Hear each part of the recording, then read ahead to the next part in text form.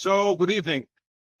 We have a plane to catch, so I cannot be too long. And you have already, I think most of you were in the Oval Office, but I can only tell you that I had a tremendously good meeting with President Trump.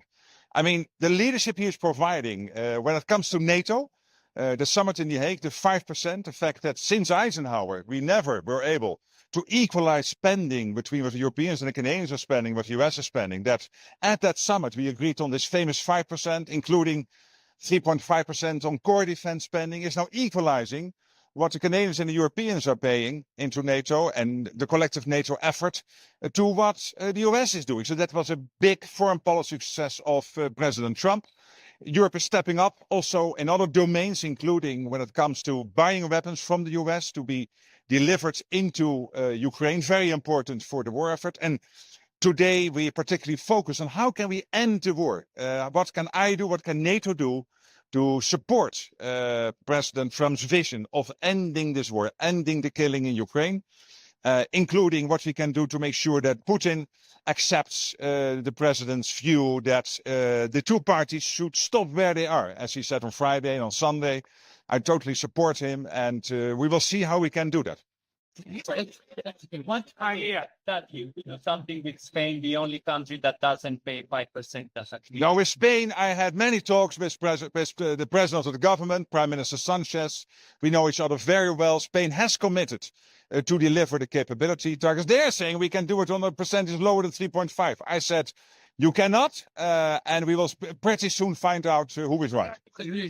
Has the White House told you about specific security guarantees for Ukraine as part of the ceasefire? Well, obviously, we have discussed a lot of things, and I cannot go into all the details because a lot of that is in the confidence of that conversation.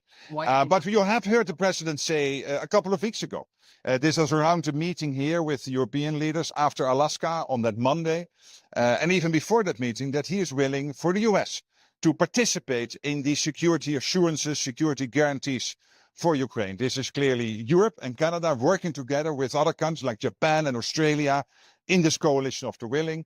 But there has been a clear commitment by the US to participate. What's the Zelensky Again, what is Zelensky agreed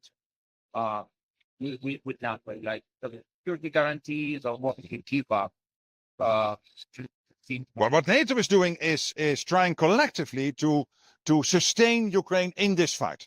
But of course, we all want this fighting to end because we know that last month again, for example, the Russians lost over 20,000 people dead, not seriously wounded, dead. In 1 month, they lost 1 million, the Russians, dead and seriously wounded since the war started. They lose now more in 1 month than they lost in 10 years in the war in Afghanistan in the 1980s under Brezhnev and his successor. So that is not sustainable. And also the Ukrainians, of course, are suffering a lot. Today we have seen Russian missiles hitting a kindergarten in Ukraine and seriously wounding people there. This is all extremely sad. It's got to end. And that is what the president said from day one when he came into office. I want the killing to stop. And I'm here to tell him, yes, we are up there. We want to support you. We want to make this happen. Thank you. President Trump has indicated he believes in one state. Do you share that view? When you're talking about what else NATO can do to help end the war, what new steps should we expect the alliance to take after this conversation? Yes, when you look at the Russian side, they started this war. It clearly is not moving in the right direction. And when you look at this year, let's say the territory they gained in Ukraine is extremely limited. And as I said, against enormous amount of people dying and getting seriously wounded. The Russian economy is in a difficult situation. We know we have these long lines into gasoline stations all over Russia at the moment. We know that the French president and others in Europe stepped up when it comes to the shadow fleet.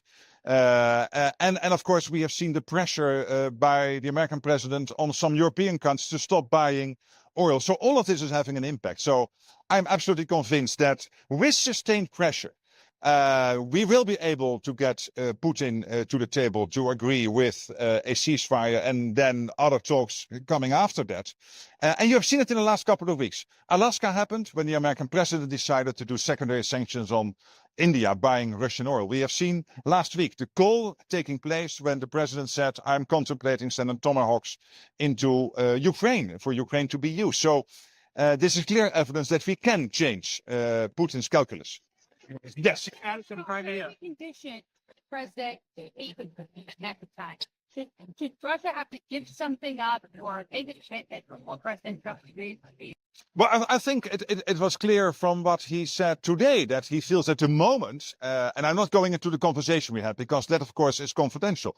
But you have heard him say, I think it was yesterday when you were there in, I think, in the Oval Office in another setting, and also tonight when I had the honor of visiting, that he feels they are not at a place yet where a meeting would be successful. So, and clearly he was stating this weekend, I want to war to end, I want a ceasefire, I want the killing to stop.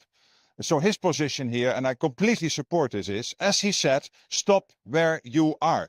So as both to the Ukrainians as well to the Russians. Final question, because I have to catch the plane. Dude, at least one, we have to run. Reply that new nuclear arms agreements could be in discussion with Russia. What is NATO's stance position on potential nuclear policy from the US? Would it affect? Well, this is really up to America, to the United States. So, as you know, the nuclear umbrella is the ultimate guarantor of European and American safety.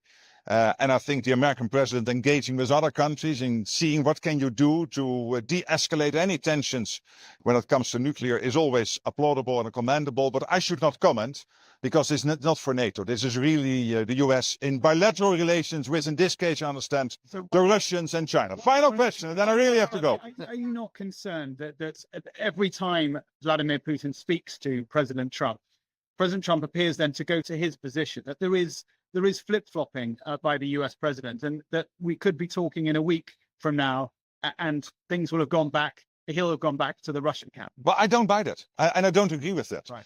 Because here's the case. You guys live in the most powerful country in the world, but most powerful military. You have a president who, when I visited him first in Mar-a-Lago last year in November, when he still had to be inaugurated, but after he won the election, said, Mark, I want the killing to end. I want the meat grinder to stop. I want no more people lost. This is extremely close to his heart. And then, given his powerful position and his vision on this, he is the only one who can sit down with Putin and get him to change his calculus and give him a bit of bandwidth to do that. I mean, that is in his remit, and he is doing it in a way I completely support. I now really have to go. See you next time. At the UN, he said, Yeah, we have to go. Thank you. Bye-bye. At the UN, he said,